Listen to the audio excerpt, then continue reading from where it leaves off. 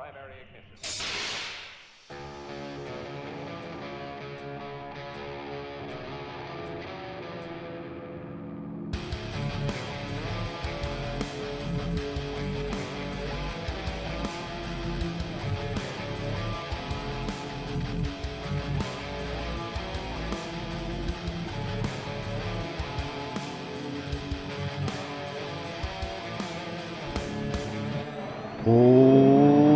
What is up, all of you Ugnaughts and Jawas out there, and welcome back to yet again another episode of Mando Talk. I'm your host, as always, Caleb Keller, and joining me on this lovely St. Patty's Day is DJ Foster at Rebel Scum Tex. And I have to say, before I pass it to you, DJ, sorry, St. Patrick's Day, probably one of my favorite holidays that's not like the top 4 or 5. You know, you got Christmas, you got Thanksgiving, Easter, 4th of July, but then St. Patty's Day, as far as like the second tier holiday list, St. Patty's Day is probably number 1 second tier for me.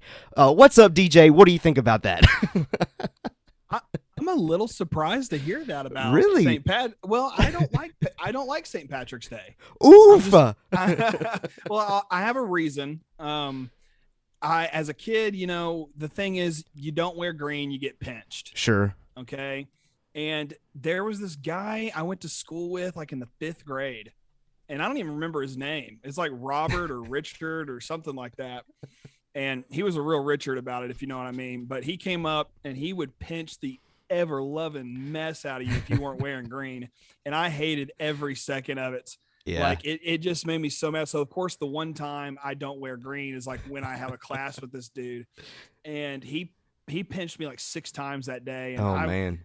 I was so mad. So I always hated St. Patrick's Day because there's always that one goober you run into who's like, oh, you're not wearing green, and then they pinch you. Yeah. It's the most annoying thing in the world. Oh no, So I get that. I get that totally. I get that as a kid. Like, that was annoying because I never like green's not one of my favorite colors, so I never really had clothes that were green. So I never really participated in that sense of it. But yeah, it did give me a good reason to wear my Boba Fett baseball jersey this evening. So hey, anytime I have a reason to wear that, I'll rock it. But yeah, listen, guys, we have a really exciting and fun show for you guys this week. We have been dying to have this discussion, and honestly, kind of shout out to Ryan V in the chat last week when he mentioned that the Kenobi trailer was the best Star Wars trailer to date. It made me and DJ kind of think, ooh, that's a good discussion that we should have, and that's actually what we are going to be doing tonight. We took the time to watch every single Star Wars teaser and official trailer, and I'm not kidding, guys. That is a task, and I see some of you already dropping your favorite trailer moments in the chat, and I promise we will get to those whenever we get to that segment. But listen, it's going to be awesome when we get there. We're going to see, where does Kenobi stack up compared to all of these great trailers, and I'll shelve that conversation. I don't want to get too deep into that for right now because, of course, we need to start the show like we always do on Thursdays at 6 p.m. with our Star Wars news report. So DJ, you ready to hit the news so we can get to that trailer discussion? I'm very ready to get through the news. Yeah, let's do it. Like, I'm ready to get to these trailers, man. Yeah, all right. So keep bringing, if you're here with us live, keep bringing the favorite all-time trailer moments for you in the chat. We'll read them when we get to that discussion, so you got plenty of time to be thinking about it and dropping those thoughts in there. All right, our first news piece for you in our Star Wars news report is IG-11 is expected to make a return in The Mandalorian Season 3. The source on this is Making Star Wars. Now, I've got some details here. The droid is expected to house Grogu in his chest, which is reinforced by Beskar. He will serve Grogu as an AI informant, similar to Tony Stark's Jarvis in the MCU, and Grogu is expected to give commands in the droid and wipe out stormtroopers. This is wild. This is like absolutely wild. I was kind of like, I was 50-50 on it, honestly, when I read about this. Like, yeah, it's cool. It's probably going to lead to a lot of funny moments. I'm sure my wife's going to absolutely love it. But on paper, it's just one of those things that's like, ooh, that's if it works, it works. If it doesn't work, it ain't gonna work. What do you think about this news piece, DJ? I think this is one of those things where, all right, so the initial article I read on this, and I think it came from like Bespin Bulletin, said that Grogu was going Hulkbuster. Yes. Yeah. Yeah. I remember and that. and and I was like, I don't like that description, because now I'm gonna look at it and be like, oh, you guys just kind of took that from Marvel. Mm. That's how I look at that. But I will say that any addition of IG-11 coming back around is great for me. I Mm-hmm. think it's Mm-hmm. perfect that they're bringing him back. I missed him in season 2, and I know that there was that monument they had and on Navarro, like in the background of him, like, but beyond that, it was kind of, it felt like something was missing, and in a way, and not having IG-11 was kind of suckish. Now, having him come back, I'm cool with that. Yeah. I just don't know how I feel about this. This to me feels like an excuse to sell action figures. Mm. And I don't really, I'm not like upset about that. I mean, obviously I have action figures behind me, and I sort of collect. I mean, I like to pick up Funko Pops every now and then, and I like the Black Series figures. But I'm not just like a hardcore collector. Others may disagree. My wife may disagree with that, but I think that this is one of those like excuses to like, make more toys, and that's fine.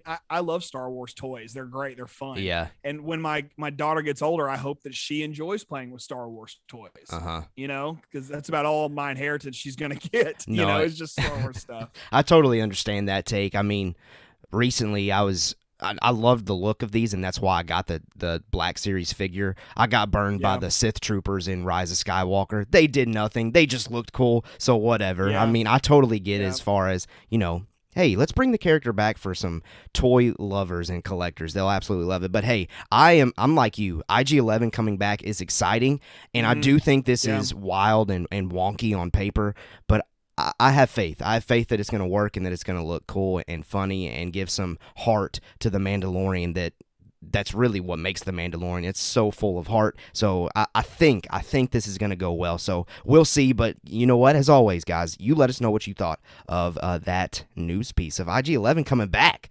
expected to come back in The Mandalorian Season 3. All right, the next one that made the cut as far as our news report, never heard of this guy, so I might mispronounce his name. Damon Lindelof is currently working on a Star Wars movie. The source that I originally got this from was Jeff Snyder on Twitter. I didn't really have any extra thing to say about this other than obviously I'm one of those that says, please make sure that what we have already announced goes well before we keep rolling out some more stuff. But I get it. It's Hollywood. You always have stuff being developed in the backgrounds. I don't know anything about this guy. DJ, do you know anything else about this news piece that would be beneficial for our listeners? I did a little bit of research on this guy because I was so intrigued by this announcement. And, typically it's kind of like when we did the thing on Chloe Zhao a while back that ended up not being like a thing at all, which everybody was kind of throwing on that one. So it's not like we were in the wrong or anything, but regardless, I decided I'm going to do my research on this person. So Lindelof, okay, I kind of I forgot to put this in my own notes. I wrote it in my phone, so I pulled it up real quick. But basically, I'm going to tell you why this matters. Okay. He worked on Lost, the show Lost. And, I know there's hotly debated stuff about the ending of it. I've never personally seen Lost, just like the pilot episode. But Lost, as we Star Wars fans probably know, was co-created by J.J. Abrams, who we know as, of course, the director of The Force Awakens and The Rise of Skywalker. Another neat thing to point out is that Michelle Rejwan, who is currently the vice president of live action development at Lucasfilm, was a producer on several different J.J. Abrams projects. So we kind of have this nice little pyramid, if you will, of people that kind of connect. Mm-hmm. Now, from what I could find, Michelle Rejwan and Lindelof have never actually worked together on a project with J.J. Abrams, but it's kind of like one of those, hey, I need someone to develop a TV series or a movie or whatever. JJ, you got any ideas? We'll call Lindelof. He's my guy. I mean, we did Lost together, and that's kind of his thing. So I think that that's a major kind of like J.J. Abrams connection, and it's a reminder, I think, that Lucasfilm has had him in as a creator, which could mean people trust the creators that JJ has surrounded himself with. And I think that, you look at like how leadership happens in any business. Often you will find people who are recommended a position based on somebody who's already in that field or even that location of that particular job site or whatever you want to call it. So I think that they're like, okay, JJ has surrounded himself with people who know how to do projects well. So let's pull from that pool of people. That way we have somebody in there. And so this also says to me that I could see J.J. Abrams coming back to Star Wars in the future. Now that's kind of like a way, like just throw that way out there and see what we can reel in essentially. But I think that Lindelof and Rejwan are kind of in that boat of, okay, like Kathy Kennedy probably looked at these two people and said, you're one of JJ's golden people. I want to work with you, and because I think in all of our careers, we see people who we want to work with. It's like the guy who made our new intro music, Jonathan Hare. He's a friend of mine. I know him personally, and I want to work with him because I've seen how awesome of a guitarist he is. Sure. And pretty soon I'll get to play drums alongside him. So it's going to be a lot of fun to kind of collaborate with him. But at the same time, I think that still translates over into this scenario. And I think that's why this is an important news piece. Yeah. I think that's why, if you just kind of connect the dots, I think that what we're seeing here has a lot to do with J.J. Abrams and their connection to him. Yeah, no, I think that's great analysis. I mean, that's definitely more about the guy that I knew, so I'm glad you brought that to the table, and that's got me intrigued. It's got me intrigued. I don't know about as far as like what this may mean about JJ potentially coming back, but I certainly see your just triangle kind of analysis there. Yeah. Like that's great. That's golden. So thank you for bringing that in. And listen, guys, let us know what you think of potentially this new film being made from Damon Lindelof. Never heard of him, but hey, I'm sure it's great things. Great things if he's potentially working with and for Lucasfilm for an upcoming project. Okay, next news piece.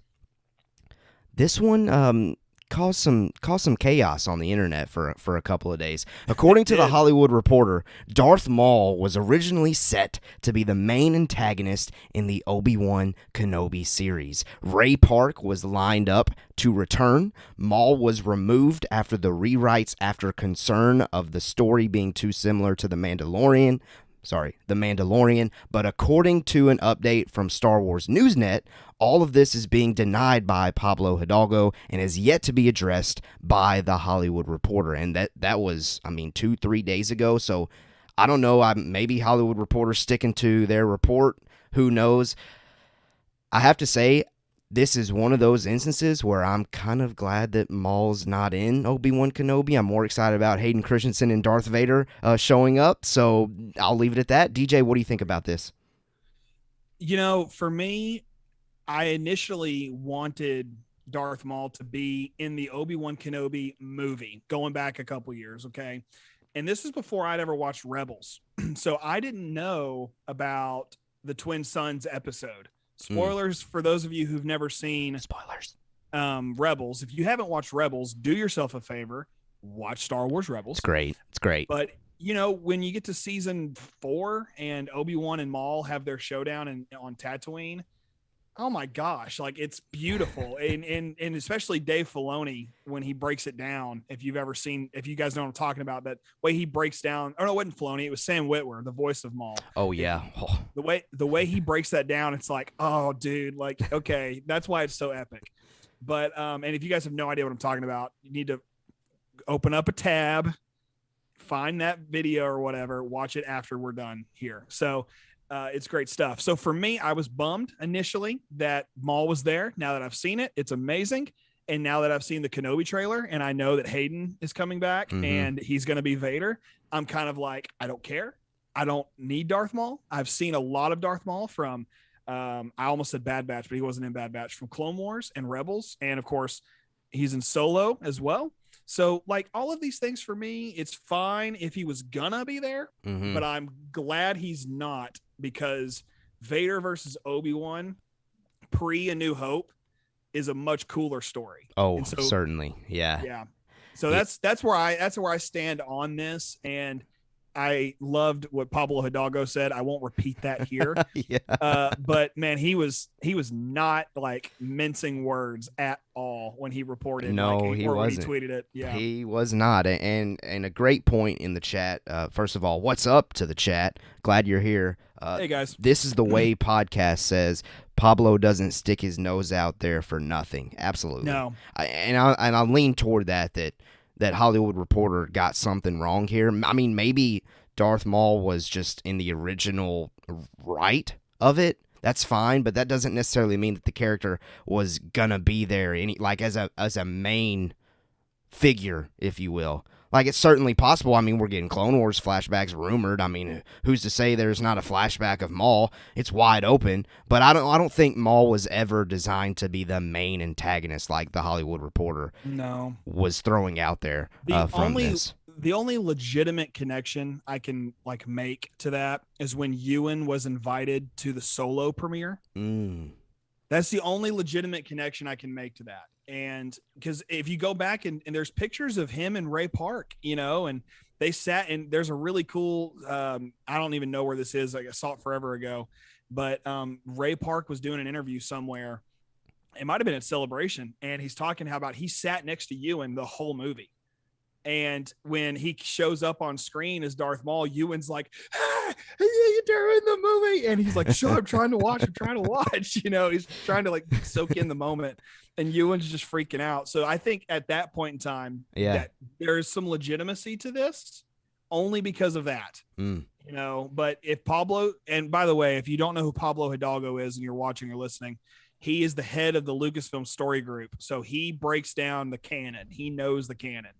And he's privy to a lot of really fun information, which is why I think we can take, this is, fact. Absolutely. Like, Pablo's take is fact that this report. Pablo has spoken. Yeah. Yes. Pablo has spoken. He has spoken. Oh, man. Well, listen, guys. I mean, I feel like we could talk about this report, honestly, for a while, as far as like the what ifs of if Maul had shown up and yada, yada, yada. But hey, I don't know. And again, I'm glad. I'm glad that it's more so Vader instead of Maul. But we'll see. We'll see what happens. Someone in the chat, Star Wars Skinny. What's up, Star Wars Skinny? That's a new name that I haven't seen in the chat before. Said no one's ever really gone, and that is that. I mean, that's 100%. 100%. It's true. It's true. But I mean, the one thing is we know he's alive.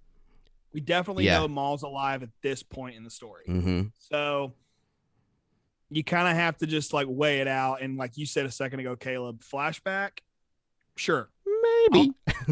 I'm fine with it if there's a flashback, or even if he's just like in the distance, like he's just there. I'm like, okay, there's Maul. Yeah, that would be really, really cool. All and right. They only have 6 episodes. I'm sorry, one more thing. No, they you're only good. have 6 episodes to tell the story. Mm-hmm. So it'd be very hard to cram in Maul and Obi-Wan, and then also Vader and Obi-Wan. Like that would be tough. That's heavy.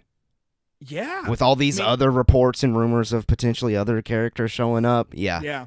It'd be tough. Yeah. It'd be very tough. It'd be a lot of fun, but yes, it'd be difficult. Hey, they pulled it off in Mandalorian season 2. I mean, I'm still floored by how they pulled all of that off, but anyway, we're not done with Obi-Wan Kenobi. Our next news piece comes from us from Star Wars Newsnet. According to Star Wars Newsnet, we will be visiting Anchorhead in Obi-Wan Kenobi. They put out a great article, a great piece on their website, so go check that out if you haven't done so. It kind of breaks down maybe what to expect from Anchorhead, how it could potentially get into the story. We won't necessarily do that because I'm just anxious kind of to get to the trailer discussion that we want to have. So I won't spend time reading quotes from the article other than I can't wait to see Anchorhead. I mean, we just got a tease of it from Boba Fett in the book of Boba Fett, saying that if he gets that Rodian to Anchorhead, he could get them off planet. Maybe Anchorhead is how Kenobi gets off planet to go and do his adventures, and that may have been actually. I do think that was something that Star Wars Newsnet pointed out in the article. So it would certainly make sense from a plot point and a connection point from other things that we've gotten in the most recent Disney Plus series. Yeah, you're right on with that. And this was a great article from Star Wars News, and I do want to say that they always put out good stuff, but like for some reason, like I was really attracted to this article. And it's like, I don't know, it was just very well written. But anyway, Anchorhead as a whole has been around, since A New Hope. Mm-hmm. The Luke even tells Obi-Wan, he goes, I can take you as far as Anchorhead. Mm-hmm. And it's like, okay, well, what's Anchorhead? And I love that, this is like a thing that we are going to get to see. It's not like something I was ever like, I have to see Anchorhead. I need to see I was never thinking that, but it was just nice to know, okay, somebody out there is thinking about Anchorhead. Let's put that on there. And I think somewhere in this quote, you have something about how this is kind of like almost like an international airport of sorts, Anchorhead. Like, I think that's what it says here. It says when they see the show, Eagle Eye fans might find some similarities between the look of Anchorhead and the Los Angeles International Airport specifically. I think that's a cool quote. I've never flown to LAX, but I've been to JFK in New York and LaGuardia, and I've flown to Boston, and I go to DFW airport all the time because I'll drop off people who are flying out. I love driving. I'm weird. I love airports. I enjoy waiting on a flight. I don't know why. Some of you might think I'm crazy for that, but I love it. Anyway, all that to say, I think it's really neat to think of this as like, this is the place where if you need to get off planet and you want to do it right, you go to Anchorhead. Because leaving Mos Eisley with the Falcon, that was a rush job. They had to go to a bar to find a way off planet. Right. If you go to Anchorhead, there's your legitimate mode of transportation right there. Or Mos Espa, apparently, because that's how Mando got to Tatooine. Good call. But I like Anchorhead. I think it's cool, and it's a cool name. Yeah. Oh, great name. Great name. It's. I can't wait. I can't wait for Kenobi. I really can't. And I'm sure next week we'll probably have some more news pieces, rumors to discuss in our news report for Obi-Wan Kenobi. All right, our last news report piece. We got some animation details. Finally, Kevin Kiner revealed details for The Bad Batch while appearing on a charity stream for Ukraine. So props to Kiner, and I meant to try to figure out exactly who was hosting that stream to give some shout outs, but props to everybody involved doing that great work to help those in Ukraine. But here's the details that Kiner revealed during this charity stream. The brothers have been working on the second season score for quite some time, with it being developed while they were scoring the first season. I'm not surprised by that at all, really, but it's great news. There will be a time gap between season 1 and season 2, which will result in Omega looking older. I love that. I don't know why I love it so much, but I love it. The show will return to Coruscant. The Kiners compose political noir compositions for certain scenes that may or may not take place on the planet, and the second season will have a substantially larger cast of characters than the first. All fantastic things from Kevin Kiner regarding The Bad Batch. I immediately thinking, first of all, the thing that catches my eye is this idea of Omega being older and there being a time gap. I think there's great plot potential there, with Crosshair maybe being higher up in the Empire by that point. That's the first thing that I'm thinking of, and maybe just Omega at this point is more skilled, better fighter, and just more part of the crew. What are your thoughts on all of these details from Kevin Kiner? Real quickly, I want to say something about the chat. And then I'll answer that. But we have a lot of fellow Star Wars podcasters in our chat tonight. So I want to say thank you for being here. Absolutely. That's really cool of you. And I didn't know about your shows. So I'm learning about your shows right now. So I'm going to have to check out your shows, fellow podcasting. Let's just all get in the fam here. Let's do it. And support one another on shout that. outs. Okay. Yes. All the shout outs. But so anyway, that I wanted to say that. Now back to Kevin Kiner and the Kiner Bros. Yes. Omega being older. I think this is important. Okay. 2 reasons. Grogu is still kind of a baby, and it's getting to a point where he needs to do something and not just be in a satchel or in a pod. And I think that helps with the IG-11 thing, but it's getting to a point where like he needs to, I guess, age up, but like in a good way. Level up. Yeah. So now going back to Phantom Menace. Phantom Menace, we went from Jake Lloyd to Hayden, and we had to age that character up, for the sake of how George Lucas wanted to tell the story. Keeping in those themes, it's important, I think, that we also age up Omega, because truth be told, I was okay that she was there. I never like disliked her character or anything. I don't recall disliking her character. Yeah. But I always felt like, man, she's so young. Like she needs to, I don't know, she needs to do something and be older. I just needed her to be older because it would legitimize her being on the run with war criminals, and it just didn't feel right, but it was okay because it's Star Wars, it's like, why is Jake Lloyd at the Battle of Naboo? Like it's similar thing, but like, I feel like I'm kind of being nuts by saying this, but I think we do need to age up Omega. The time gap's perfect. I have no idea what political noir composition is. Nope. Me either, okay. But it sounds cool. I'm in. I mean, I'm going to have to research political noir because I'm intrigued by that. And then also, the fact that we're going back to Coruscant. I mean, come on. It's mint. It's just about time. It's about time. I love Coruscant so much. And it's a very easy place to explore in animation, as we've seen in Clone Wars. So I'm just floored by the idea we're going back there. And lastly, I just don't even know what characters could possibly show up. I know, like that's pretty vague, pretty wild. Of course he's gonna say that, but I don't see why the composer would try to be making a push to check out these awesome characters that are gonna show up if they weren't really gonna show up. Yeah, and that's another thing is like if you go back and watch like John Williams when he would score movies, they would often have the movie being projected in the scoring room. And, to me, I don't know really why they do that. I assume it's just to like give you the inspiration and to play a certain way and all that. Yeah. And also, I don't know if this is in this report or not, but it's been reported that the Kiner brothers are given a full orchestra. Yeah, I did read that. I love that. They deserve it. Like I think, Caleb, you've said that they deserve a movie. Do it.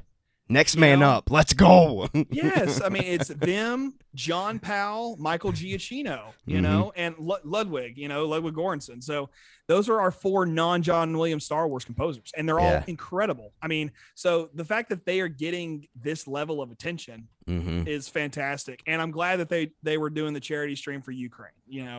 There's some heavy stuff happening. And to think that people who are a part of Star Wars are like, let's help that out. It just, to me, that says a lot. And I think that's really, really cool. Yeah, no, absolutely. I really want to, I've only read about this. I really want to find the actual stream and watch it and hear them discuss it and see their facial interactions and things like that.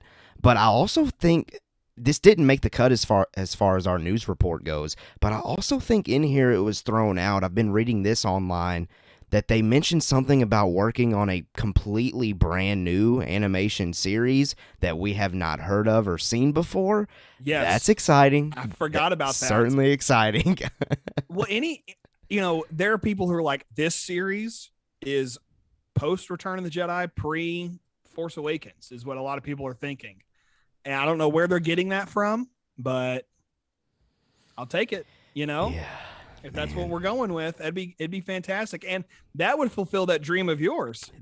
I have a heavy dream of that. My Ben Solo being trained by Luke Skywalker. In animation. Come on, let's do it. We need that story. We need that story bad. And not in a comic book. Agree. Yeah. Man, honestly, I'm over here like floored by the chat this evening. Like y'all are crushing it. Like I can't even keep up with reading the incredible, insightful thoughts that you guys are delivering. I'm glad, DJ, you're doing a great job of it. I'm just trying to come back over here and look and see, and I'm commenting when I can. So y'all forgive me if I'm not quick on the trigger here, okay? But is that a Texas thing I just said? Quick on the trigger, or is that just a Southern thing? That's fine. I got you. I understood you.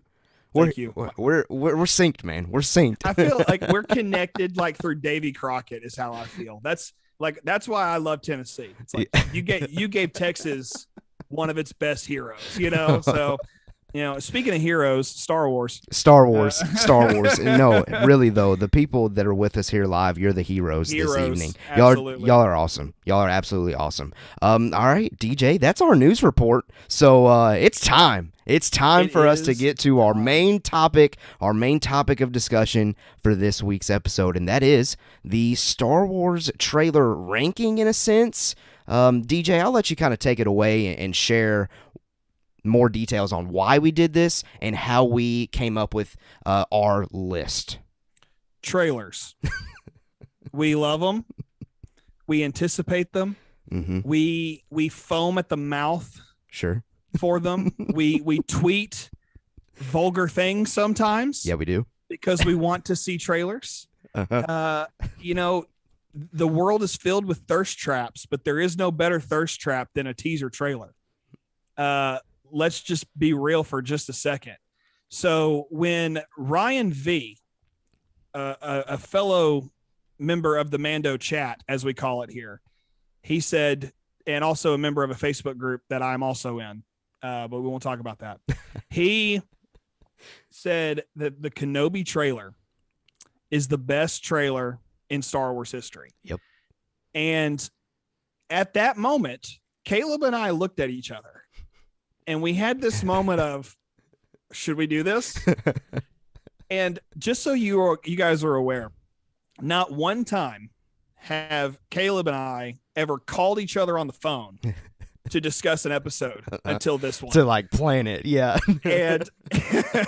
And when he said, dude, I got an hour, I'm like, I've got 20 minutes. So we talked on the phone for, I think, right at 20 minutes. Uh-huh. And we basically planned out how we were going to do this. Mm-hmm.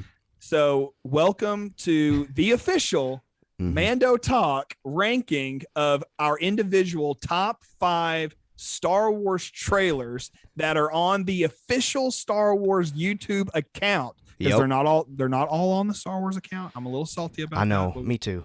We won't talk about that. But anyway, our top 10, really it's our individual top 5, but correct, yeah. And we may have some repeats. Potentially. I feel like we will. Okay.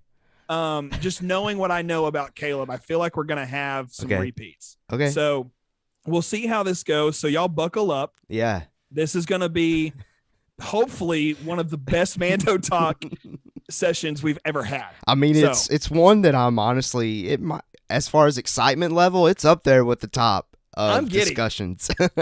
Oh, I know. I'm like, I've actually been like very excited about this episode all week. And I've tweeted about it. I've posted it on the Instagram and the Facebook and everything else. And I'm like, okay, let's go. I'm excited about this. I hate to do this. Oh, no. I think we need to go to the people that took the time to put their favorite trailer moments in the live chat before we go into ours. So we need to hit pause. So fair. They're more important than us anyway. So absolutely. The first entry here that I noticed, and DJ, if I skip one, let me know. John Hare says, seeing the Vader reveal in the Episode 3 trailer as a kid has always stuck with me. Yeah, that's a good call. That's a great call. I'm sure we might discuss that later. I don't know. We'll see. Let's see. Star Wars Skinny says, I am all the trailers. Yeah, I feel that. 40 of them, guys. Did we share that? 40. No, we didn't. 40 trailers that we watched. And it by the way, if you decide to do that, it's about an hour and 45 minutes ish of just watching trailers. You could watch all the trailers and the Clone Wars movie simultaneously. And you'd probably still be watching trailers by the time the credits ended on the Clone Wars movie. Star Wars Skinny also said, favorite trailer moment. The Rise of Skywalker has 2. Palpatine cackle and Luke's "The Force will be with you" before Leia's always. Chills every time. Absolutely. Man. Gosh. I just got chills reading that. Let's see. Keep going. I'm not seeing anyone right now, at least. See. I'm still looking. I'm still scrolling. Yeah. Still scrolling. I'm scrolling. You're scrolling. I'm scrolling. We're all scrolling. Let me see. Thoughts on Omega? I saw that. Hey, I love Omega. Right here. Okay, way down here, Rural Farm Boy, all caps, says trailers. Trailers. Which, Let's do yes. it. And then This Is the Way podcast actually says bounty hunting is a complicated profession. Don't you agree? Great line. Fantastic line. And then Blue Harvest Brick, Star Wars trailers are easily the best trailers out there. As soon as the music hits, I go crazy. He says, look, we all do. That's actually, you're going to hear me talk a lot about the music in these trailers tonight. I don't think we missed anything here in the chat. Nope. But okay. Keep bringing them in, and we'll discuss when we have the opportunity to do so. I just see John Hare just threw in another one. Also, the Millennium Falcon flight scene in the Force Awakens trailer is fire. Yes, it is. Okay, let's get to this thing. 40 of them. Who talks first? Who goes first? You talk first. Me talk. Who? What do you want to do? I introed the session. Okay. And so I think you should go first. However, I think we should go 5, 4, 3, 2. Honorable mentions 1. Ooh, 5, 4, 3, 2. Honorable mentions and then 1. I like that. That's how we should do it. Yes. Okay, so let me go to my list of links. A long list of links. And while Caleb's doing that, he and I have not shared our trailers with one another. We haven't.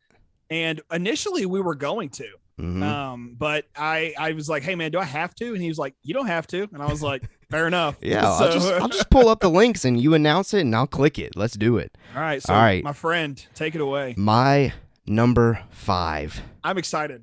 Very excited to hear this. The Rogue One, A Star Wars Story official teaser. Here's why. The Death Star Imperial alarms. Oh, golden. Oh my golden. Gosh. So golden. Yes. Gosh, give it to me. Inject it in my veins. If I'm already this pumped with number 5, let's go. Let's go.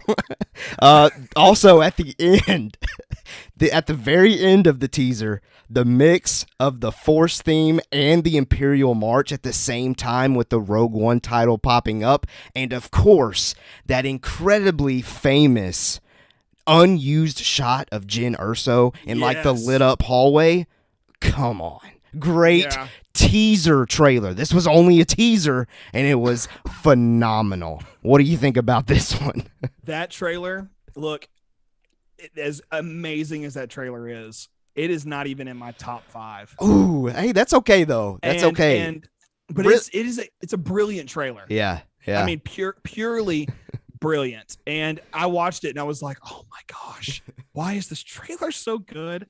And the only reason it didn't make my top 5, it would have, for the reasons you said. It's so hard in retrospect to not see the unused footage. Yeah, that's a good point. That's a great point. So, but don't let that affect your lists if you're listening, guys. Yeah. And it certainly doesn't affect Caleb's. That's obvious. Let's go.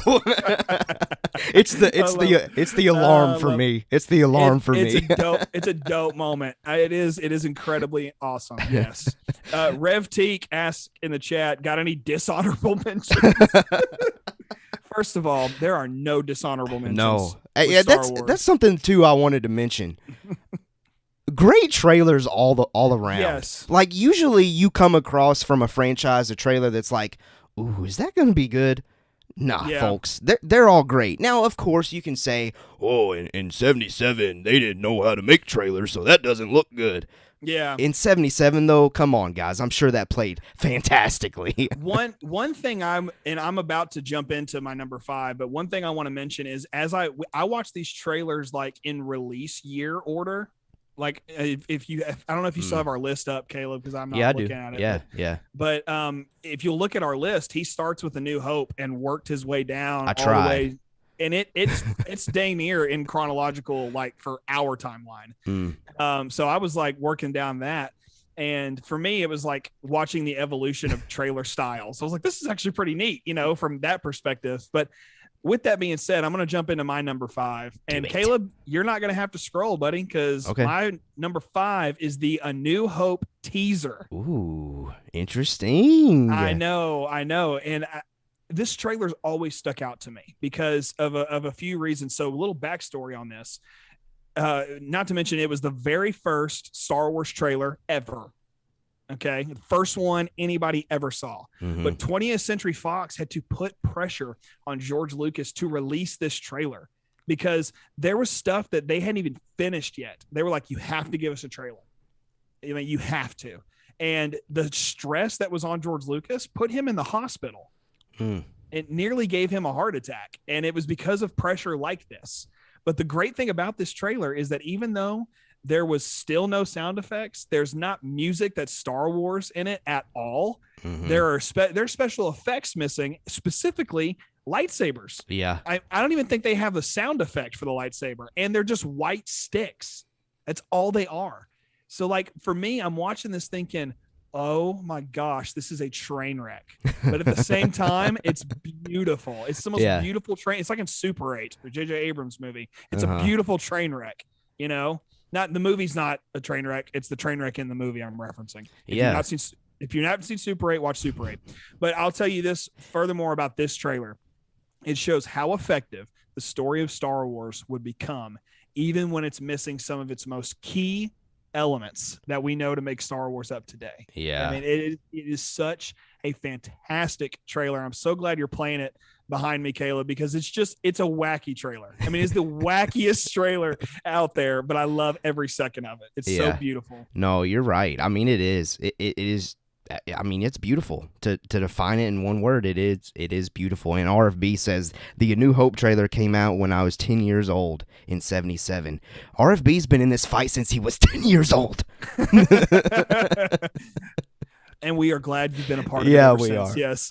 Yeah, we are. All right. Are you ready for me to go to my number 4? Yes, please. Please. This is going to come to a shock to our boy, Ryan V. No. It's Obi-Wan Kenobi. No.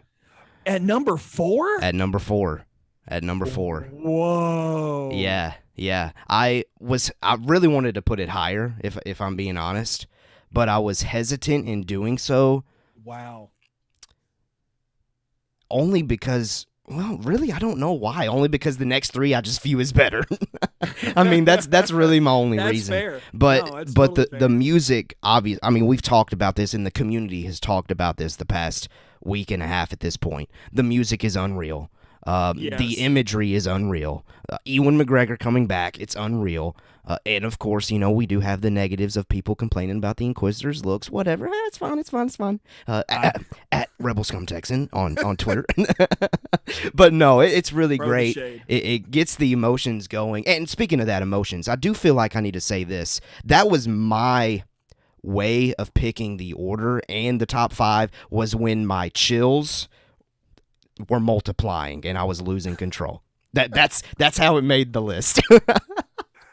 Applause. Thank you. Applause. Thank you very much. Thank you very much. But yeah, only because Obi-Wan Kenobi teaser trailer is so recent, I don't really have any other analysis there. I mean, if you want analysis of the Obi-Wan Kenobi trailer, go back to last week's episode from Mando Talking and check that out. But obviously not right now because you want to keep hearing our list. What I mean is it being at number 4 too low? Maybe. Okay. Maybe. Maybe it's not even in the top 5. Ooh, maybe. Maybe it's not. I don't know. All right. What you got next? All right. Number 4. And I have to, it's funny how we have to say this one because it is like, it's one of a few trailers. The Mandalorian season 1 trailer number 1. Trailer number 1. All right. That trailer. Oh my goodness. Like I rewatched it and I know all of these, not the A New Hope teaser. Cause the A New Hope teaser just is like, oh, it's so cool. Cause it's so ridiculous. It's cool. But with a Mandalorian season 1 trailer 1, this is the first one I watched today as I was kind of preparing this where I was like, ooh, I want to run through a brick wall. I'm so excited right now. Fair. And so I think a lot of the reasons for this being in my top 5 is this is the first live action story that deviated away from the Skywalkers until we, initially that's what it was. And then we got Luke. I'm not complaining, but we got Luke later on. It was entirely dedicated to the idea of seeing a bounty hunter. And in retrospect, this show, it revolves so much around bounty hunting. Like when you really get down to it, like, yes, Grogu stole the show. Well, Baby Yoda, or the child at the time, he did steal the season 1 and most of season 2, if we're being honest. But when you get down to it, like, everything that Mando does is about avoiding bounty hunters or being a bounty hunter himself. So like it revolved around exactly what they said the show was going to be about. Of course, the trailer has no Grogu. He's not there. And that made his reveal that much better. It's kind of cool when you think about it like that. And on top of that, the music in this trailer, this music in this one in comparison to the second Mandalorian season 1 trailer is like astronomically better. Like they just like didn't do the music justice in the second one. And truth be told, the second trailer is better than this one, but it's the music combined with how they were revealing things for this trailer that really captivated me. Yeah. And that's why it earned the number 4 spot. No, that's fair. Think? No, I love it. I heavily debated getting Mandalorian in there. Is this the one? Because it's kind of blending together right now, obviously. Because now that I've seen them all, I've really just focused on the honorables and the top 5. Sure. Is this the one where the bounty hunting is a complicated profession? Yes. Is that line in it? It's the only dialogue you hear in that whole trailer. Okay, it's him going, "Bounty hunting is a complicated profession." Great impression right there. Wouldn't you agree? Yeah, I got a good Herzog. Because the second trailer was when we finally heard his voice. He was like, "Yeah, good." Yeah, he says like 2 words. And people lost their mind. It's like he spoke, because at the time Boba had never really said anything, and this guy's based on Boba, so it was one of those he's talking, But this trailer is like okay, and then a few people are kind of with me. I'm surprised so many people are jumping in here. Be with me. I was not ready for a Rise of Skywalker reference at this point. Teaser. I don't know what's on your list. All right. Sorry, thrown off now. This is the way podcast says, in their opinion, a good trailer tells you the story without you realizing you're seeing the story right in front of you. Absolutely. Agree with that. RFB is telling me, he actually says exactly, he agrees with This is the Way podcast. And then he also agreed with me. Season 1, episode 1 is Royal Farm Boy's most watched episode of Mandalorian. Wow. That's impressive. That's a great. I've been going through a Mandalorian Boba Fett rewatch, and I'm almost done, which is kind of sad because now I don't know what else to watch. But I got to say it is one of the best Mando episodes. That first episode, and then This is the Way podcast goes on to say that first season is so good. Season 2 is great. He says, but I love that we kind of got a couple of bounty of the week episodes in there. Okay. Good has to be my most often used sound effects in my podcast. Good to know. Nice. So anyway, that's my number 4. And do you have anything else you want to add to that, Caleb? No, I love it. I love them all. Of course. It was so hard to rank these guys. Oh man. Yeah. And I think, as we get into our final, 3 in our honorable mentions, I actually have 3 honorable mentions. But I have a crap ton. Oh, that's great. That's fine with me. So we'll just run those down in a minute. Sure. But anyway, I loved it. All right, Caleb, please take us to your number 3. I love this one. I'm excited. Maybe last night when I was watching this, I may have gotten the most emotional while watching this one because I had forgotten how great and how incredible it was. Okay. And it is the Clone Wars trailer number 1, Clone Wars Saved announcement, where it's got the helmets with the blowing up and all of the famous quotes from early seasons. And then it just picks up, and you hear the quotes, or you see the line, a war left unfinished, pauses for like 3 seconds, ... until now. Anakin with Rex and Hunter, and the music starts swelling. And then the line usage, the dialogue that they decide to use in this teaser. All right, Rex, what's so important that you've brought us all the way back here? I mean, that made perfect sense with just the moment and also with the plot of the show. That was incredible. And then cut to Ahsoka. Hello, Master. It's been a while. Wow. Incredible. Yeah.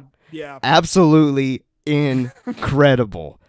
Got emotional because I had forgotten how big of a moment that was as far as hashtag Clone Wars saved and it coming back and finally Filoni getting to tell the conclusion to the story that he absolutely wanted to. Come on, preach. Incredible. Come on. Incredible stuff. What are your thoughts? I feel like I'm in church right now. I need me a hanky. I gotta start waving around a hanky. That's just good stuff. No, man, I gotta tell you, I didn't put any animation. Ooh, I'm surprised by that. Well, I love Clone Wars. Yeah. I love Clone Wars. It's fantastic. And I love talking with my brother Gavin, who's been on the show. I love talking to him about Clone Wars. And my youngest brother Brock. I mean, they love to talk Clone Wars. And I love watching it. It's good, but gosh, you're right about this trailer. It's so good. It's so good. I remember watching it, I don't remember where I was when I watched it, but I know I was freaking the mess out watching it because I was so floored by what was happening. And we knew it was coming. Like the rumors had been there a while, and then it was just, here's the trailer. And before I knew what Hunter's name was, I was like, is Sylvester Stallone the clone? Like Sylvester Stallone. Like I was like, yes, I don't know what that guy is, but I love it. Come on. And so I'm with you. This is a great trailer. It should probably be in my top 10. It's I don't even know where it ranks. Yeah. But it's a great trailer. It's fantastic. Yeah. I could watch it over and over. I could literally just watch this over and over and over and over. I'm enjoying seeing it behind us, or next to us, I should say. It's just kind of, yeah. Man, RFB says talk about take a hard left. Great choice. Hey, I'll take it. Appreciate you hyping me up there, RFB. He said Clone Wars. Okay, all right. He's like, respect, but also, okay, whatever. You do you, brother. Man. You do you. Yeah. Okay. I love that this is the way podcast is. It's a gutsy choice. They chose to animate the helmets that way. They did. They did. It was a very gutsy choice. I think it's one of the reasons why this sticks out. Okay, I'm gonna go ahead and jump into mine, unless you just need to watch that trailer again. No, you're good, man. You're good. Okay, I'm just checking on you. I know this is an emotional episode for you, I think. So, all right, here's my next one. This may not come as a surprise to Caleb specifically because of how much I talk about this specific movie, but it may come as a surprise to the rest of you. I have no idea, but the Solo teaser. Ooh. Man, this was, you click on it, and as it starts, if you have sound on, it's that, it's that click, click, click, and I'm like, oh, we're going somewhere. And then this electric guitar comes in, and it just revs. It's like an engine revving up. Reminds me of Van Halen's Panama. Oh, it just makes me want to drive way too fast down a very, very vacant street. Like oh my gosh, it is such a cool trailer. So beyond what I've just said, okay, I actually listed out a few things. Okay, this is a similar style and trailer to the Mandalorian season 1, in that it only revealed things about the main character that would become important to the overall story it was telling. Like it gives you these little notes, and if I remember correctly, this is the one that Han narrates over the top of at the beginning. And we've watched so many trailers. I know. Yeah. I can't remember, but regardless, this is such a great thing. The Falcon is heavily used in this trailer. It gave these great character reveals while it set up a story. I almost said set it. It set up a story like we talked about a minute ago from the people in the chat. And then overall, it's just an incredible trailer. I mean, it gives you all these weird Star Warsy things. Yeah. And it's just, it's such a good trailer. Wasn't this trailer, because they did like a 15-second thing for the Super Bowl, but then you could go and watch the full thing on YouTube. Was it this one that they did that with? I actually don't know. I didn't research that far. Let's see. I'm scrolling on YouTube to see if it shows when it released. I'm not seeing it, at least on this half screen view. It's not popping up, but I think that's what happened, because I remember everybody talking about it, because when you put a trailer during the Super Bowl, people are going to talk about it. Great trailer. I agree with you. The music, and the clicking at the beginning was something that I heavily considered and I struggled with when I was watching. I was like, "Ooh, that's better than I remember it being." Yeah. Really want to include it, but it did not. It did not end up making my list. But I respect it. I certainly respect it. Hey, nothing wrong with that. Nothing wrong with that. Let's see if we got any action down here in the chat. We don't. So, no one likes Solo. Sorry, guys. Make Solo 2. Make Solo 2 happen. Honestly, yes. Make Solo 2 happen. Man, there was something I wanted to say about this trailer, though, as I was watching it. Oh, it's the moment where he says something about it's fine or we're fine or something like that. Yes. He says, thought we were in trouble there. That's right. It's fine. Yeah. I remember me when I was watching that, knowing as the nerd I am behind the scenes stuff, knowing about the Lord and Miller departure and everything and Ron Howard taking reins. That was like Ron Howard's way of saying, don't worry, guys. I got this. It's going to be good. And it was good. So great trailer. Great choice. I love that. You ready for, where are we at? Number 2? You're on number 2. I'm excited for this. This is my, I guess, one and only official trailer. Like, not a teaser. Oh, okay. And it is, let's see. Wait, have you only done teasers up to this point? So far, yeah. Wow, Rogue One was a teaser. Obi-Wan was a teaser. Clone Wars. I did not catch that. Saved teaser. Yeah. But number 2, the Rise of Skywalker official trailer. Okay. Let me click it. Let me pull this up, and then I'll discuss why I say that. Okay, Kylo walking through the water, incredible shot. I love that moment with him, rotating the saber. The heroes together on the Falcon, smiling at each other, going on their own journey for the first time. Yeah. Palpatine's voiceover and first look at his throne. C-3PO. The red eyes. C-3PO saying goodbye. And then the epic, dun, dun, dun, dun, dun, dun. Yeah, just give it to me. Give it to me. And then the final shot of Rey as far as Luke. I can't remember what he said exactly now, but the shot of her just face in the throne room with the lightsaber glowing on one side and like the tear going down the other. Yeah, that was my emotions when watching it. Great trailer. It tugged on the... I told you guys that I did my ranking based on chills and emotions. This might be the single most, or okay, not most, because I got one more. This might be just... It's incredible how they tugged at, okay, this is really going to be the conclusion, even though we know it's probably not really going to be the conclusion. They made you feel that way, especially with 3PO saying goodbye. Like, that was heavy. So many chills, so many emotions. Great trailer at the end of the day. Any thoughts on the Rise of Skywalker official trailer? I forgot this emotion, but I'm remembering now when 3PO says, I'm just saying goodbye, basically. Yeah. I'm like, are they going to kill I'm taking one last look, sir, at my friends. I legitimately thought they were going to kill C-3PO. And so I went into this movie, preparing myself for C-3PO to just, blow up. Mm. I remember thinking that. So when he actually gets his memory back and it's kind of just like a joke. Yeah. I was like, thank God. Because I love C-3PO. I love R2-D2 more than I love C-3PO. And I have no problem saying that. But I forgot all about that feeling. And you're right. This has got to be one of the most emotional trailers there is. And if this is the final trailer, correct? Yeah. Yes. The final trailer. I'll go ahead and say that this is one of my honorable mentions.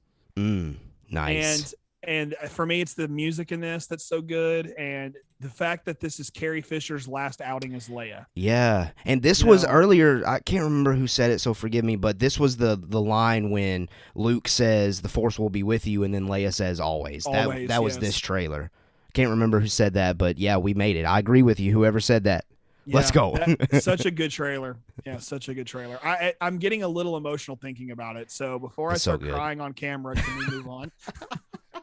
Yeah, we can. What's your number 2? I can promise you this number 2 does not stink. It is the Obi-Wan Kenobi trailer. Ooh, that is a high up there list. Look, let's go. So at the risk of recency playing a role in this, I was very careful to choose this one. And so personally speaking, I just couldn't get past how epic this trailer was. Mm-hmm. You know, like I remember being excited about the Book of Boba Fett trailer, which I got to do a reaction for on the channel here. So if you want to go back and watch that, you can. But watching this one for the first time was different because I got to watch this one with my dad. I got to watch the first Rise of Skywalker teaser with my dad when it dropped. And so like for me to have these moments, and it's a funny story. I got to watch the Revenge of the Sith trailer with my dad for the first time back in 2004 or 5, whenever that was. If that's the common denominator, then we're in good landing with Obi-Wan. Yes. It's gonna be great. It's gonna be great. Yeah. So for me, this is just like awesome. So let me get to my actual reasons that I actually wrote down.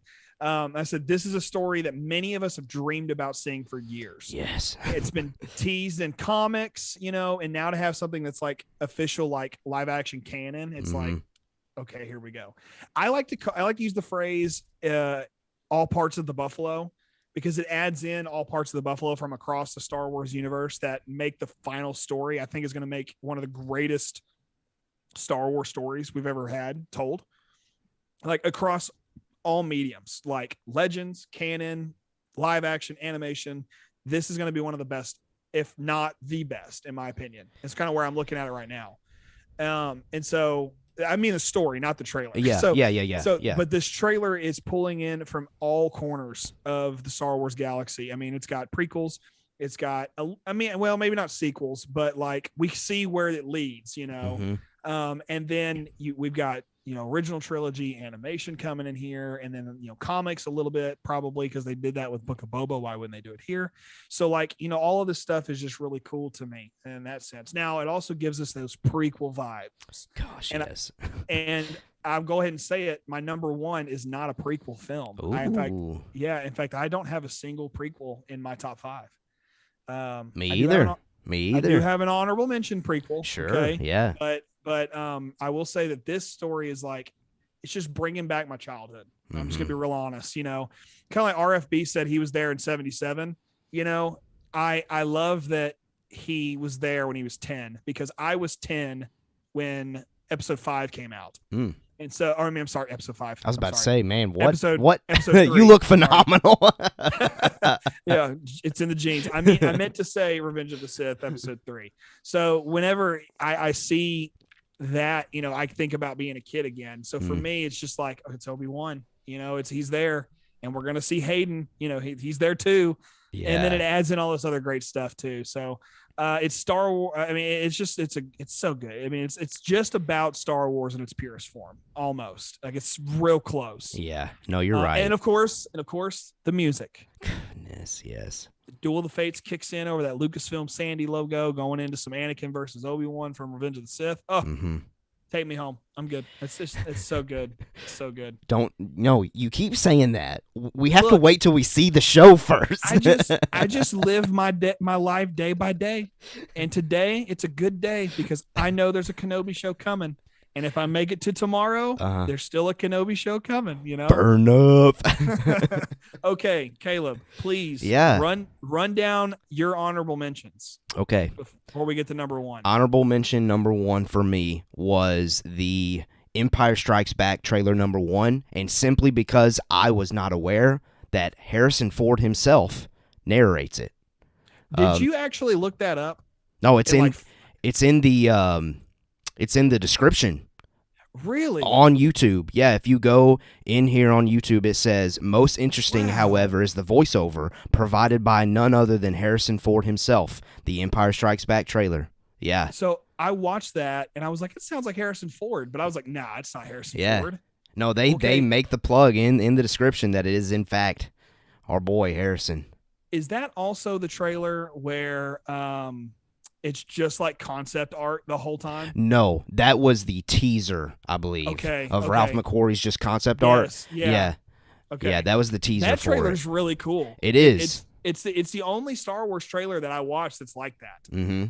You know, and I again, that was impressive. Like the description of that trailer even mentions, like, this is the one and only trailer in the Star Wars franchise that exclusively contains concept art. The only one. And so that was pretty cool. Wild. That was pretty cool.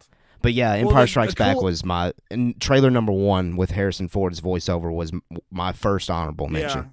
One more cool thing about that. It's nice to see how the concept art is now a part of the Mandalorian and Book of Boba Fett's endings, you know, in the credits. Oh, yeah. Almost, I don't think it's like a playback to that. I've never heard anybody say that, but it almost kind of is. Really neat. Well, do you want me to keep going with my honorable mentions, or? Yeah, I think you just run yours down, and then I'll run mine down, and then we'll go to your number 1. Next one that I listed was the Return of the Jedi trailer. And the reason why I selected that one as one of the honorable mentions is because I felt like just watching it, I could kind of see the shift of trailers turning epic. So I felt like it was worth mentioning that you could really tell that the focus of making sure that trailers were really captivating began with Return of the Jedi. So I wanted to make sure that that was one of my honorable mentions there was that trailer. Also, I completely forgot about the Revenge of the Jedi teaser that they did, and then they ended up doing a Return of the Jedi one because of the name switch. Yeah, because of the name switch. That was really cool. That was I'm trying to remember who put that out there. It was oh man, I can just look back here. Howard Kazanjian, the producer, he made the suggestion Jedi don't get revenge, and so George turned it to Return. Right. And then, of course, reused Revenge in 2005. And a great call. Yeah. My next... Is this the one where Luke still has a blue lightsaber? Yes. Okay. Well, see, I believe in all of the trailers for Return of the Jedi, he only had a... One. He didn't? He did have... the last one. In the third one, he has the green lightsaber. Okay. Yeah. See, for some reason, I always thought that they held on to that until the film.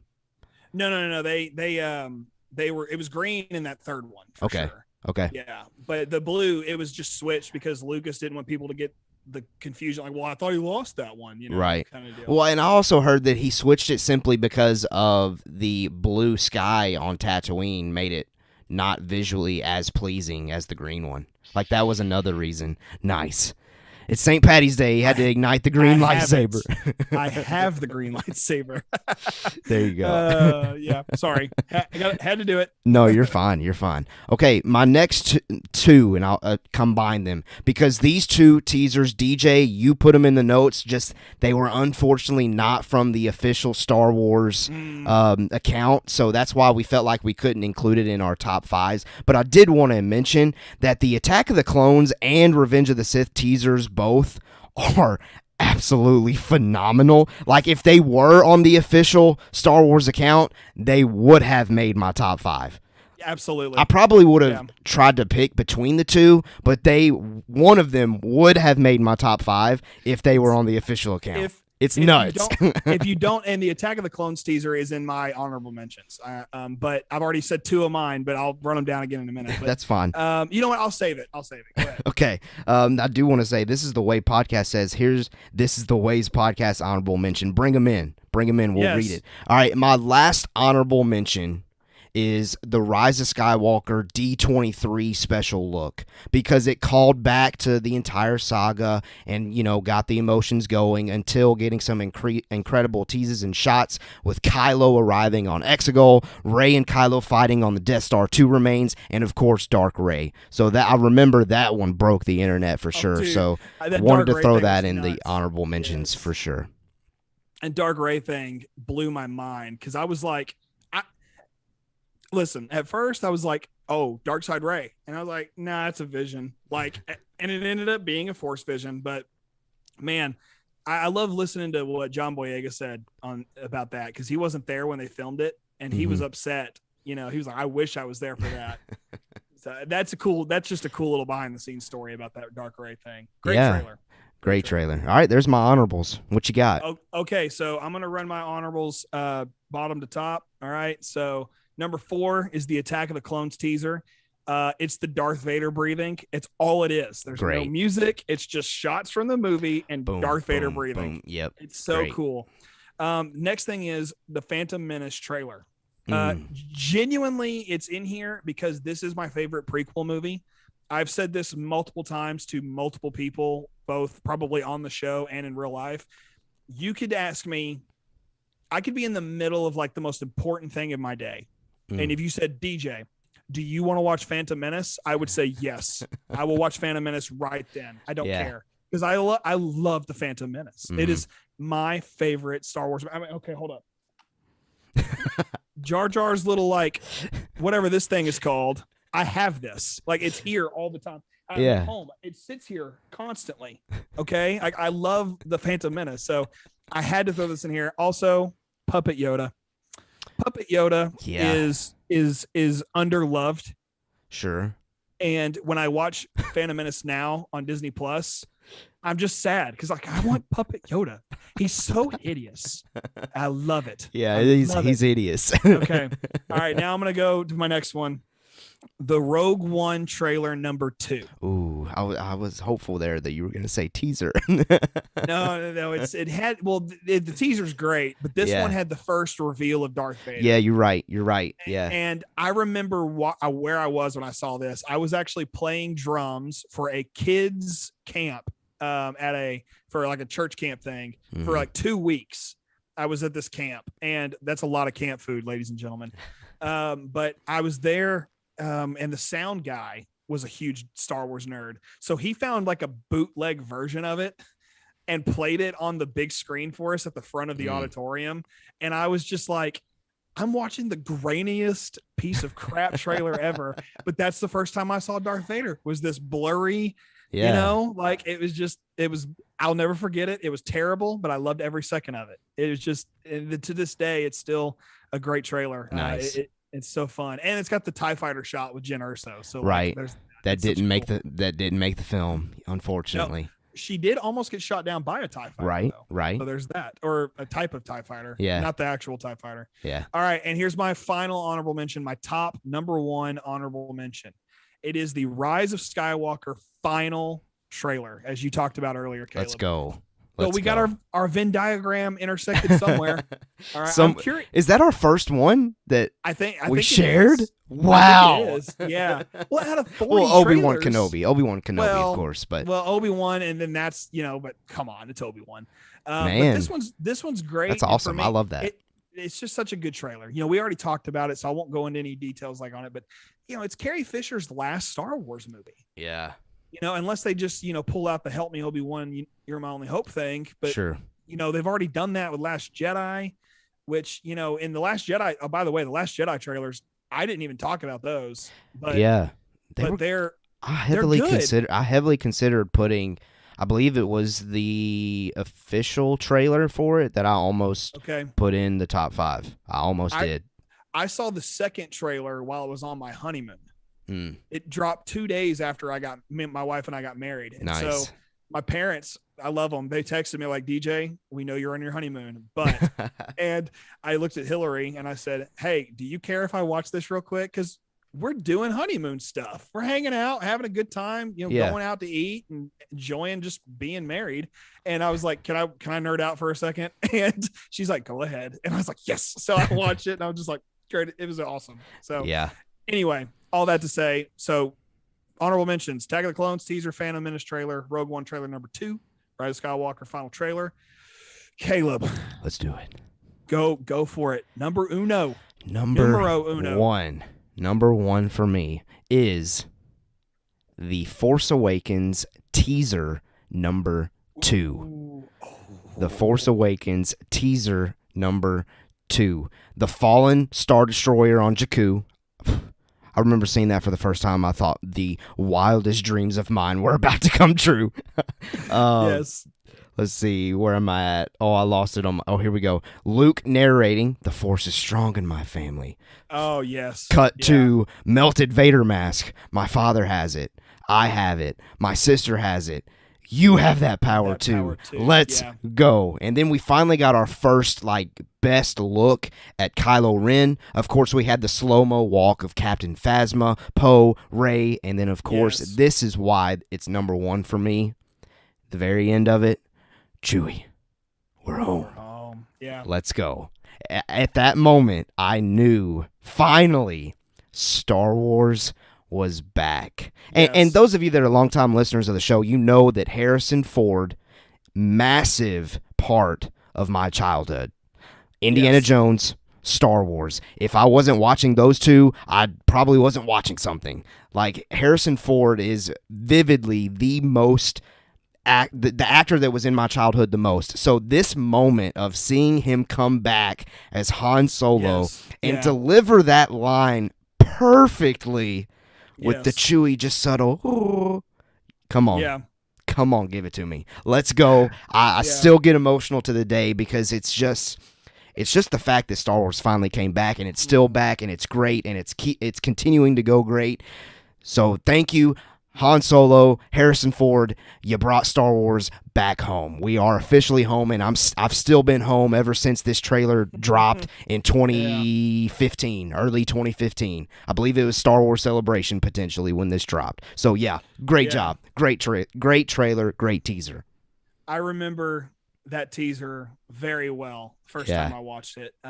So this one was almost my number one. It was very close, man. Yeah. And it's not in my top 5. It's not an honorable mention. And that is because whenever I did my breakdown, I watched all of them and then chose my favorite from each film or series. Right. And then whittled it down from there. That took like 2 hours. So this trailer didn't make that cut, but I remember where I was when I watched it. Somebody texted it to me, and I was sitting in the car. And I worked with this person, and so we would carpool together from college to where we worked. And they filmed me as I watched it, and I don't have this video. Oh man. I've lost contact with this person, so I'm never gonna see this video, yeah. And there's no way they have it anymore. I mean, I just don't know why they would. But I remember watching it back. My reaction. I cried. Yeah. I mean, I legitimately shed tears. Then I had to go into work, and just like pretend like I didn't just see the greatest thing I'd ever watched. So at the time, that was the best trailer ever. Yeah. Ever, period. Of all trailers. Yep. But it's not my number one, but Caleb, that's a good freaking trailer. It's a great trailer. Let's go. Trailer, all right, DJ, wrap it up. Well, first of all, this is the way Podcast said that his honorable mention. It's the Burger King glasses promo. I remember that so well. I only have 3 glasses left unbroken. I personally don't remember that, so I'm gonna have to go and check that out. I have 4. I have all 4 Burger King glasses. Nice. They have a special place in the cabinet. They do not get used. I busted one out actually when we did our first breakdown of the Boba Fett trailer. It was the last time I drank out of one, because I had the Sarlacc pit was on the glass, and so it is on the glass. So I have all 4 of those glasses. I love them dearly. They're very important to me, and I bought them from a guy for $40. I have no idea. Yeah. I remember you telling me that story. I have no idea how much they actually are worth. Yeah. I bought all of those for $40. I love those. Great promo. Great. If it's a teaser, it's great. From 1983, man. And I'm sure the lead paint on there and everything, but anyway. Okay. Caleb. Yeah. Let's hear it. Listeners at Mando Talk. My number 1 Star Wars trailer. Yeah. Is the Force Awakens trailer. Ooh, okay. The trailer. The trailer. The it's true. All of it. Dude, I watched that again today, and I just had to stop for a second. Because the reason, I'll tell you why I chose this one over the one that you chose. Yeah. Okay. When Rey and Han are having that conversation in the Falcon, and she's like, was it real? Did it happen? And the music's kicking in, and Han says it's true. Okay, hold on. I'm sorry. Right. Come on, collect yourself. Let's go. Because I'm gonna probably cry. You get to a point where you spent so much time as a kid enjoying the original trilogy. I'm crying. It's all good, man. Let it out. Let it flow. You start to, you think about all of the time spent as a kid playing with toys. And I got to play with my dad and lightsaber fight with him and my brothers and my sister and my cousins and so many of my friends. So like for me, to have Harrison Ford be like, it's true. All of it. Oh my gosh. It right punches, now. man. It just like it punches. And so as the music kind of drums up and it's just swells and the Falcon's flying through a desert. And at the time I didn't know it wasn't Tatooine. So like I was thinking it's Tatooine. Yeah. The Falcon's flying across the Dune Sea. And I'm just like, it is the best Star Wars trailer to me because it reminds me of so much time spent as a kid enjoying Star Wars that I just can't.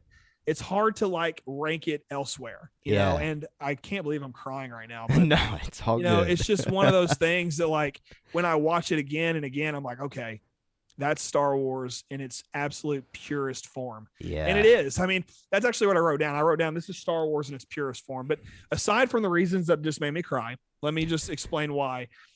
This brought people back to Star Wars and it brought a new generation to Star Wars. You know, my youngest brother was like 6 or 7 when Force Awakens came out. So he was like Kylo Ren all the way. So it was really cool to like, you know, and actually on my Instagram, I have a video of me and him lightsaber fighting and he's got on the Kylo Ren duds, but he's not wearing the helmet. And so it's just kind of a neat little thing that I love it because he was so little. And then the way this, like I said, the music kicks in is beautiful. It showed us our main characters and it just made them feel compelling. And when I mean, I'm talking about Finn and Rey and Kylo specifically. Poe's in this, but he's not like a main attraction here. So when you watch Kylo and then you shoot over to Rey and then you shoot to Finn, it's like, these are our heroes. These are our new heroes. And, you know, we latched onto them fairly well, I think, at the time. And for me, it's just so good. I cried just now, but it's the only trailer I watched in all 40 of these trailers that actually made me shed tears. And I think the only reason I was able to compose myself because I wasn't then talking about it. I can move on. You know, and finally, and probably one of the coolest things about this, Jedi Finn. I mean, John Boyega holding a lightsaber is just so freaking cool. It is. And when episode 10 inevitably comes out, because man, I hope it does. If Jedi Finn isn't a thing, I'll be a little upset because it's such a cool freaking trailer. And it's just a cool concept to have this insanely cool character of Finn. And I hate that he got shafted in The Last Jedi, but I actually do like The Last Jedi. It's just one of my critiques of it is that he got shafted hard. But it is such a cool trailer moment watching him and Kylo about to go at it. And then, you know, later on the TV spots show Rey holding the lightsaber and, oh, she's the real, you know, hero of the story, which is great. I love Rey, but but this is just one of those trailers for me, man, that is just so cool that I can't get over it. And I'm actually like, I'm sitting here thinking about it. And I'm like, man, why is this trailer so important to me? And I think it's just because it reminds me of all the times as a kid where I got to just enjoy Star Wars. So for me, it's just it's such a cool trailer. Yeah. Well, and I'll say this, like just spinning. I know it was long. It took a while to get through these 40 trailers, but you said this phrase, the Force Awakens trailer is Star Wars in its purest form. Yeah. Watching trailers, it's really powerful because it's emotional. It's literally your best fanfare moments on display. It's got the music pumping, and you're absolutely right. The Force Awakens checks the box on every single thing that you want from a trailer. And really, I stand by this to this day. The best executed marketing film of all time goes to The Force Awakens. Every single teaser, image, trailer was phenomenal. I totally understand you putting the trailer at number 1 instead of my teaser number 2. I would have understood somebody saying that the teaser number 1 was their number 1 as well. Yeah, like the Force Awakens marketing was that incredible. But yes, doing this experiment of watching all 40 of these official YouTube Star Wars account things brought so much goodness to the heart and soul. And if you ever, this is to the people online that just get negative for Star Wars for no reason. Watch the trailers then, and you'll be reminded of this is incredible. This franchise is incredible, and that's why. And that's what we like to do here at Mando Talk. We share our love for the franchise, and I'm so glad we got to do this. And I love your breakdown of that Force Awakens trailer there for your number one. It was very, very convincing. Very convincing. I'm sorry, I wasn't acting. No. Yeah. The truth is, I would have never put that trailer in my top 5 before today. I just wouldn't have. Yeah. And after, I spent an hour or 2 hours this morning, I couldn't be upset. I couldn't hate Star Wars.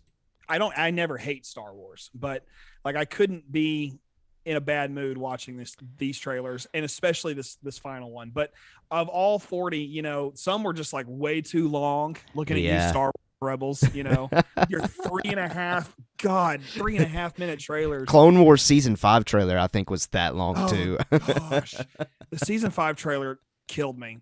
Season 7 trailer was great. Yeah. But anyway, these trailers, that was the only thing I hated. I was like, I'm sitting, I got to get through these trailers, but if you decide to go and watch all 40 trailers, you'll have a great day. You will. You'll have a great day. That's all I can really say about it. So go find those trailers and watch them. You'll be a better Star Wars fan for it. Especially if you're like mad at Star Wars for some reason. For some reason. Yeah. For some reason. There's so many reasons. All right. Well, listen, guys, we appreciate you listening this far, and tell us what your favorite trailers from the franchise are. Top 5, top 10. If you want to take the time to do top 40, good luck. But we would love to see it. We would absolutely love to see it. And listen, if you're still here, that means you're dedicated. That means you love Star Wars. And this is a special plug. Guys, we are really, really, really trying to get to 200 subs on YouTube by the time that Obi-Wan Kenobi comes out. We did 100 subs by the Book of Boba Fett, and we got that goal accomplished. Now let's try to get to 200 for Obi-Wan Kenobi. I feel like that is a incredible goal, and you guys can see, like, the chat, the bigger our subscriber count gets up, the more likely the chat is more active, the bigger community we're building, positive community, and we're just having all kinds of fun together, like watching trailers together.